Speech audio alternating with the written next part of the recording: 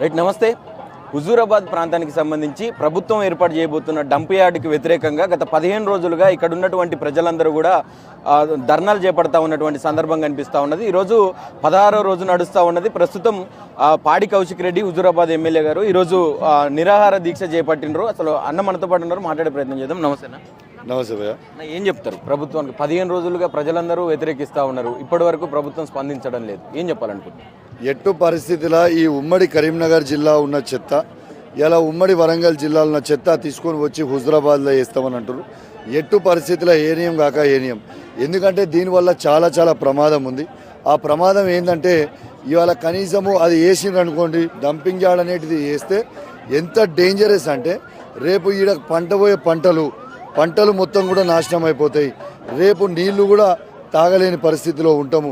ఇలా దయచేసి ఎట్టు పరిస్థితిలో ఈడ డంపింగ్ యార్డ్ వేయొద్దని నేను డిమాండ్ చేస్తూ ఉన్నాను. రేపు పుట్టబోయే పిల్లలు కూడా ఇలా చాలా హ్యాండిక్యాప్ పిల్లలు పుట్టే ప్రమాదం ఉంటుంది. కాబట్టి దయచేసి ఈ ప్రభుత్వాన్ని నేను డిమాండ్ చేస్తూ ఉన్నాను, ఎట్టు పరిస్థితిలో ఈడ డంపింగ్ యార్డ్ పెట్టడానికి వీలు లేదు. హుజూరాబాద్ అడ్డా అంటేనే పోరాటాల గడ్డ అనేది ప్రభుత్వం మర్చిపోద్దు. ఇలా ఢిల్లీ మెడలు వెంచే తెలంగాణ తెచ్చిన దాంట్లో ప్రధాన పాత్ర పోషించిన ప్రజలు హుజూరాబాద్ నియోజకవర్గ ప్రజలు. మళ్ళీ ఇది ఉట్టి హుజూరాబాద్కి సంబంధించింది కాదు. ఇలా హుజూరాబాద్ పట్టణము, జమ్మికుంట, ఇల్లంతకుంట, జమ్మికుంట పట్టణము, వీణవంక, కమలాపూర్, ఎల్కతుర్తి, భీమదేవరపల్లి, సైదాపూర్, కేశవపట్నం, మానకొండూరు మండలాలకు కూడా ఆడున్న ప్రజలకు కూడా చాలా ఇబ్బంది కలిగే ప్రమాదం ఉంది. ఇలా ఎట్లయితే బీహార్ స్టేట్లో ఇష్పెట్టి తెలంగాణలో వచ్చి బతుకుతున్నారో రేపు ఈ డంపింగ్ యార్డ్ చేయబట్టి మొత్తం హుజూరాబాద్ ప్రజలందరూ కూడా ఇష్పెట్టి వేరే ప్రాంతాలకు పోయి బతికే పరిస్థితికి తీసుకొని వస్తారు. దయచేసి అది చేయొద్దు. ఇవాళ హుజూరాబాద్ గడ్డ పోరాటాల అడ్డా అనేది ఇవాళ రేవంత్ రెడ్డి గారు మర్చిపోద్దని సందర్భంగా హెచ్చరిస్తా ఉన్నాను. 16 రోజులుగా ప్రజలు ఇంత తీవ్ర ఇబ్బందులకు గురవుతా ఉన్నారు. మీరు కూడా ఒక పక్క నిరాహార దీక్ష చేపట్టినారు. ఇక్కడ ఉన్నటువంటి మంత్రివర్గం కావచ్చు, ముఖ్యమంత్రి కావచ్చు, ఇక్కడ లేకుండా ప్రచారాలలో తిరుగుతూ ఉన్నారు. ఎట్లా చూడొచ్చు అన్నది? ఖచ్చితంగా ఈ ప్రజలందరూ కూడా ఇలా డంపింగ్ యార్డ్ వద్దు అనేది మీరు పొద్దున్న నుంచి చూస్తారు. ఇంత మండటి ఎండలో కూడా వేలాది మంది తరలి వచ్చి మాకు డంపింగ్ యార్డ్ వద్దు అని ఏ విధంగా మద్దతు తెలుపుతున్నారో చూస్తూ ఉన్నారు. ఇప్పుడు కూడా ఇంతమంది వేలాది మంది ఎట్లా ఉన్నారో మీ అందరూ కూడా చూస్తూ ఉన్నారు. ఇలా ఎట్టు పరిస్థితిలో ప్రజలు వద్దు అనుకుంటున్నది మీరు ఎందుకు చేస్తున్నారో మాకు అర్థమవుతలేదు. ఇలా డంపింగ్ యార్డ్ ఉంటే ఎక్కడైతే ప్రజలు లేరో అక్కడ పోయి ఉండాలి తప్పితే డంపింగ్ యార్డ్ పెట్టాలి తప్పితే ప్రజలు ఉండదేరా తీసుకొచ్చి డంపింగ్ యార్డ్ పెట్టడము ఇది తీవ్రంగా నేను వ్యతిరేకిస్తూ ఉన్నాను. ఇలా 2,50,000 మంది ఉన్న హుజూరాబాద్ నియోజకవర్గ ప్రజల పక్షాన గలం వినిపిస్తూ ఉన్నాను.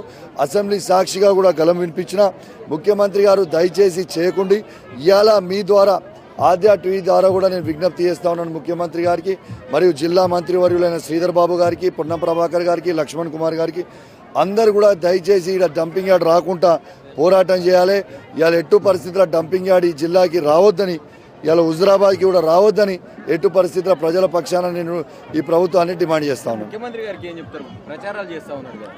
ముఖ్యమంత్రి గారికి నేను ఒక్కటే చెప్తా ఉన్నాను, మీకు ఈ డంపింగ్ యార్డ్ మీద అంత ప్రేమ ఉంటే ఈ డంపింగ్ యార్డ్ ఇక్కడ నుంచి తీసేసి పోయి కొడంగల్లో పెట్టుకోండి.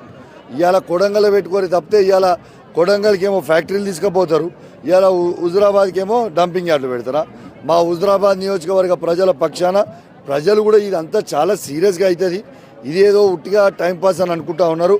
వాళ్ళకి మాత్రం హెచ్చరిస్తూ ఉన్నాను, రాబోయే కాలము తీవ్రమైన పరిణామాలు ఈ ప్రభుత్వంలో ఉన్న వాళ్ళందరూ కూడా ఎదుర్కోబోతూ ఉన్నారు. నేను ఇంకోటి కూడా చెప్తా ఉన్నాను, ఇవాళ బీజేపీ పార్టీ వాళ్ళని, కాంగ్రెస్ పార్టీ వాళ్ళని కూడా రాజకీయాలు చేయొద్దని చెప్తాను. అందరం కలిసికట్టుగా పనిచేద్దాం, ఇలా హుజూరాబాద్ని కాపాడుకుందాం, ఒకటే గలం వినిపిద్దాం. ఇలా కరీంనగర్ పార్లమెంట్ సభ్యుడైన బండి సంజయ్ గారిని, ఇలా మల్కాజిగిరి పార్లమెంట్ సభ్యుడైన ఈటల రాజేందర్ గారు, ఇతర కాంగ్రెస్ పార్టీ నుంచి ఉన్న పోటీ చేసిన వాళ్ళు, పోటీ చేయని వాళ్ళు అందరూ కూడా ఖచ్చితంగా జేఏసీ ఆధ్వర్యంలో ఒక వేదిక మీదకి వచ్చి 1,00,000 మందితోని మనందరం కూడా కూర్చుందాము, హుజూరాబాద్ని కాపాడుకుందామని వాళ్ళకి నేను పిలుపునిస్తూ ఉన్నాను. మీకేమన్నా నేను ముందలుంటే మీకు ఇబ్బంది ఉంటే ఇలా మీరే పెద్దవాళ్ళైతే మీరే నాయకత్వం వహించండి, మీ వెనుక నేను ఉంటాను. కానీ ఇలా మన దాంట్లో వద్దు. హుజూరాబాద్ ప్రజల ప్రాణాలు ముఖ్యము. హుజూరాబాద్ నియోజకవర్గ ప్రజల ప్రాణాలతో చెలగాటం ఆడొద్దని ఇలా దయచేసి ప్రభుత్వాన్ని కూడా హెచ్చరిస్తూ అందరినీ కూడా ఖచ్చితంగా రమ్మని అందరం కలిసికట్టుగా పోరాడదామని చెప్పి సందర్భంగా తెలియజేస్తాను.